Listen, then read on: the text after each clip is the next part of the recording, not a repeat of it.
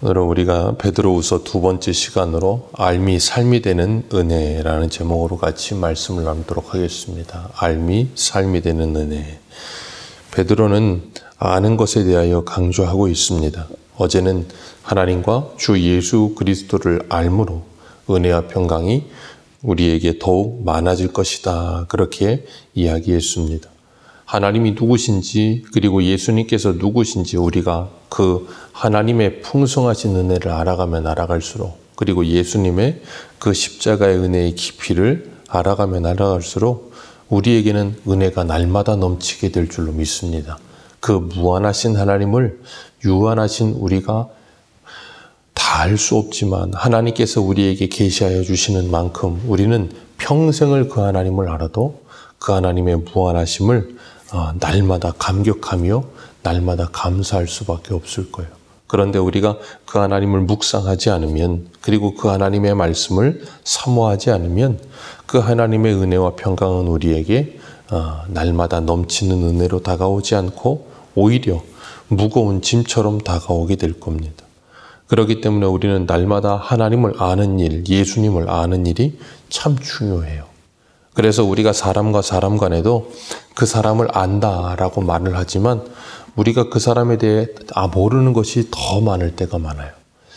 내가 저 사람을 안다고 생각했는데 어떻게 저 사람이 저런 면도 있네, 이런 면도 있네 하면서 새롭게 알게 되는 경우들이 많거든요. 무한하신 하나님을 우리가 알아간다는 건 그것과 비교도 되지 않는 겁니다. 오늘 3절을 보면 그의 신기한 능력으로라는 표현을 썼어요. 이 신기한 능력이라는 표현이 신령한 능력이라고 바꾸면 더 좋을 것 같아요. 하나님의 신적인 능력을 말하고 있기 때문에 그 신령한 능력으로 생명과 경건에 속한 모든 것을 우리에게 주셨다 그랬습니다. 생명과 경건에 속한 모든 것을 우리에게 주셨다. 하나님의 신령한 능력으로 우리에게 영원한 생명을 주시고 경건에 속하는 모든 것을 우리에게 주셨는데 어떻게 주셨는가 하면 자기의 영광과 덕으로서 우리를 부르신 이를 알므로 말미암아 그 생명과 경건을 우리에게 허락하셨다라고 말씀하고 계세요. 그렇기 때문에 우리가 예수 그리스도를 믿고 구원받으면 하나님께서 우리에게 주시는 그 생명과 경건에 속한 모든 것이 어떤 것인지를 알아가는 거예요. 베드로전서 1장 15절 말씀을 하고 있는데 한번 보겠습니다. 베드로전서 1장 15절. 베드로전서 1장 15절입니다. 우리 15절과 16절 두 절 같이 읽습니다. 시작. 오직 너희를 부르신 거룩한 이처럼 너희도 모든 행실에 거룩한 자가 되라. 기록되었으되 내가 거룩하니 너희도 거룩할지어다 하셨느니라. 아멘.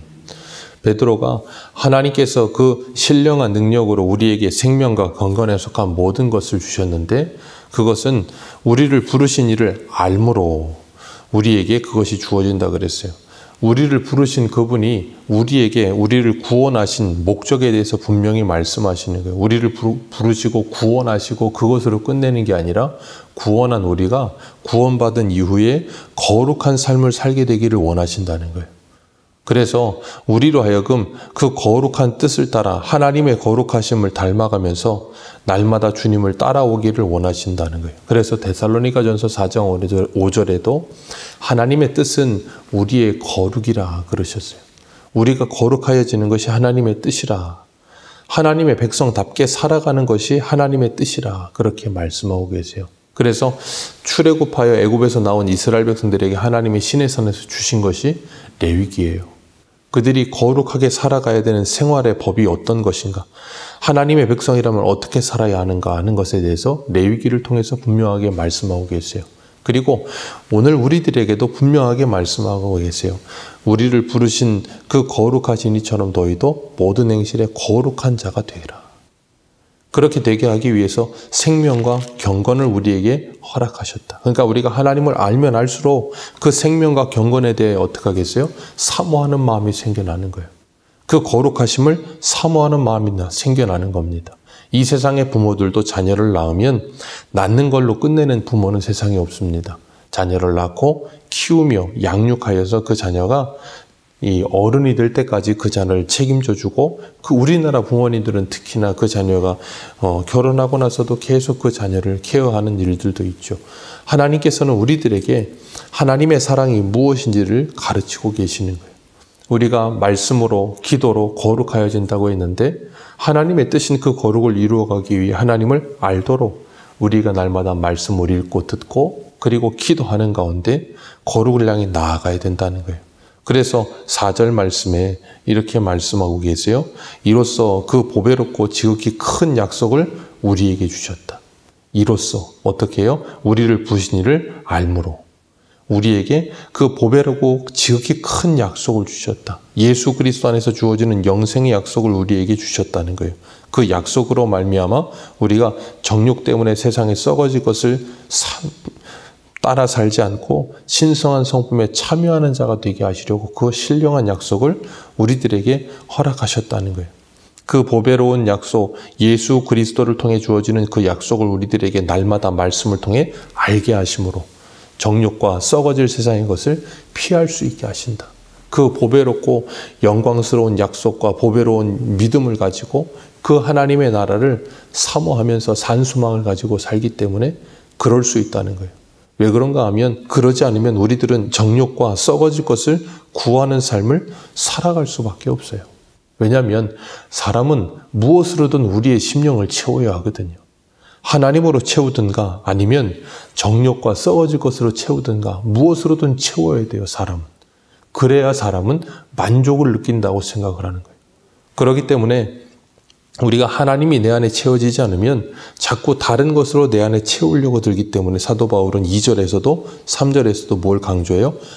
아는 것에 대해서, 알에 대해서 굉장히 강조하고 있는 겁니다. 하나님과 예수 그리스도를 알아라. 그것이 영생이다 라고 이야기하고 있는 겁니다. 그래서 썩어질 것들을 피하고 신성한 성품에 참여하는 자, 하나님의 성품에 참여하는 자가 되게 하셨다. 예수 그리스도 안에서 성령으로 말미암아 그 하나님의 성품을 닮아가는 자가 되게 하셨다. 그게 거룩이에요. 성화라고 하는 것은 이 신약 성경에서 우리에게 분명하게 말씀하시는 것이 우리의 내면적인 성품에 대한 것들을 말씀하고 계세요. 다른 외적인 것도 있지만 거의 대부분 성령의 열매들이나 이런 모든 것들, 오늘 본문에 나오는 이런 모든 것들도 우리의 내적인 변화에 대해서 강조하고 계십니다. 우리의 속사람의 변화를 계속해서 이끌어내시는 거죠. 그렇기 때문에 하나님의 영광스러움을 아는 자가 되었다. 그럴 때 그 신의 성품에 참여하는 것이 무엇인가 하면 뭔가를 우리의 삶에 더하는 겁니다. 하나님을 닮아가기 위해 우리 안에 없던 것들을 계속해서 더해가는 삶을 사는 걸 성화의 삶이라고 하는 거예요. 우리 안에 없기 때문에 뭐 해야겠어요? 하나님께 받아야 되는 거예요. 그게 신의 성품에 참여하는 거예요. 우리 안에서 뭔가를 만들어내서 그걸 하는 게 아니라, 그래서 우리는 하나님께 뭐 합니까? 하나님께 간구하고 기도하는 거예요. 우리 안에 없는 이 사랑을, 우리 안에 없는 이 믿음을 더하여 달라고 기도하는 거예요. 그래서 사람은 살아가면서 계속해서 뭔가를 더하고 빼면서 삽니다. 빼야 될 걸 빼고 더해야 될 것을 더해야 건강해져요. 그런데 빼야 될 것을 더하고 더해야 될 것을 빼기 시작하면 사람이 점점점 비참해지고 괴로워지는 겁니다. 우리는 인생을 살며 믿음을 더하고 우리의 욕심과 정욕을 빼야 돼요. 그래야 성도다움이 우리 안에 나오고 건강해져 가는 겁니다. 베드로는 신의 성품에 참여하기 위해 제일 먼저 말하고 있는 게 뭡니까? 믿음입니다. 그러므로 너희가 더욱 힘써 너희의 믿음에, 그랬어요. 신의 성품에 참여함의 가장 먼저는 믿음이에요. 믿음이 있어야 하나님의 성품에 참여할 수 있습니다. 믿음이 있어야 하나님을 기쁘시게 할 수 있어요. 그리고 그 믿음에 덕을 더하라 그랬어요. 믿는 걸로 끝내는 게 아니라 거기에 하나님의 성품인 덕을 더하라는 거예요. 도덕적인 탁월함을 더하라는 거예요. 빛의 자녀 열매는 착함과 의로움과 진실함이라 그랬습니다. 예수 그리스도의 그 탁월하심, 우리가 예수 그리스도를 믿는다는 것은 도덕적이고 윤리적인 사람이 되는 겁니다. 공자, 맹자와 같은 도덕과 윤리가 아니라 하나님의 성품을 닮은 도덕적이고 윤리적인 사람이 되어야 되는 거예요. 이걸 굉장히 중요한 성품이에요. 그런데 오늘날 사람들은 이것들을 굉장히 뭐라 그래야 될까요? 간과하는 경우가 많아요. 그냥 믿으면 됐지. 아닙니다. 믿으면 반드시 덕을 더해야 합니다. 그래서 성도에게는 덕스러움이 반드시 나타나야 돼요. 그게 하나님의 성품이에요. 그리고 이 덕을 더하고 거기에 또 뭘 더하라 그랬어요? 덕에 지식을 더하라. 올바른 지식을 더하라. 그래서 하나님을 아는 지식이 더해질 때 올바른 분별력이 생겨지는 거죠. 그리고 지식에 절제를 더하라 그랬어요. 성령의 마지막 9가지 열매라고 표현하는 것 중에 마지막이 뭐예요? 절제입니다. 그 지식에 절제를 더하라. 우리가 이 세상에서도 무엇인가를 알면 절제합니다. 몸이 무엇이 안 좋을 때 어떤 거를 먹거나 뭘 하게 되면 몸이 더 좋아지지 않는다고 하면 그걸 절제해요. 그렇기 때문에 바르게 아는 일이 참 중요해요. 바르게 알아야 절제도 우리에게 나타나는 겁니다. 그래서 어른이 된다는 건 하고 싶어도 하지 말아야 할 것이 있고 하기 싫어도 해야 할 것이 있다는 걸 알고 그걸 해나가는 게 어른이 되는 과정이죠. 그래서 절제하는 훈련이 우리에게는 필요해요. 그리고 절제에 뭘 더해요? 인내를 더하라. 인내함으로 성도가 성도다움을 아름답게 드러나게 되는 거예요. 성도에게 가장 필요한 성품 중에 한 가지가 인내와 절제입니다. 그것을 더하라는 거예요. 왜요? 우리에게 없으니까요. 그리고 하나님께 구하는 거예요. 하나님께 구하면 하나님께서 더하여 주실 거라는 거예요. 그리고 인내에 경건을 더하라 그랬어요. 경건은 하나님의 말씀에 순종하는 삶을 말하는 거예요. 그 경건을 더하고 거기에 형제 우애를 더하라. 그리고 그 위에 사랑을 더하라. 그러면서 이 베드로는 신의 성품에 참여함에 대해서 시작과 끝을 믿음과 사랑으로 두고 있습니다. 하나님을 믿는 믿음과 하나님을 사랑하는 사랑, 거기에 올바른 지식을 따른 믿음과 올바른 지식을 따른 사랑이 필요하고 거기에 인내와 절제가 필요하고 덕스러움이 필요하고 거기에 형제 우애가 필요하다는 거예요. 그게 성도의 성숙함이라고 하는 거예요. 그러니까 우리가 시간이 지나가면 지나갈수록 우리 안에 무엇인가 더해져 가면서 성숙하고 원숙해져 가는 모습이 우리에게 있어야 된다는 거예요. 그런 것이 없다면 우리는 성도로서 마땅히 해야 될 일을 하지 않고 있다라고 말하고 계시는 거예요. 사랑은 율법의 완성입니다. 하나님 사랑과 이웃 사랑. 그것에 분명한 기초가 하나님을 아는 지식이어야 된다는 거예요. 그렇기 때문에 우리가 시간이 지나가면 지나갈수록 우리 안에 믿음은 자라야 하고요. 사랑도 더해져서 풍성해져 가야 돼요. 그리고 우리 안에 이런 하나님의 아름다운 성품들이 풍성하게 아름답게 우리 삶 속에 맺혀져 가야 되는 거예요. 성령의 열매들이. 그렇게 되기 위해 우리는 말씀과 기도를 뭐 해야 돼요? 열심히 해야 되는 거예요. 말씀을 열심히 읽어야 되고요. 기도를 열심히 해야 되는 거예요. 신앙의 연륜이 더해가면 더해갈수록 우리의 내면의 아름다움이 풍성해져 가야 되는 거예요. 그건 젊은 사람들이 따라올 수 없는 인생의 연륜과 신앙의 연륜에 따른 아름다운 성품적인 변화예요. 그건 젊은 사람들이 따라오고 싶어도 따라올 수가 없죠. 왜냐하면 한순간 되는 게 아니에요. 그렇기 때문에 우리는 날마다 주님과 동행하는 삶을 통해서 하나님의 성품에 참여하라고 주님께서 우리를 뭐하고 계세요? 초대하고 계시는 거예요.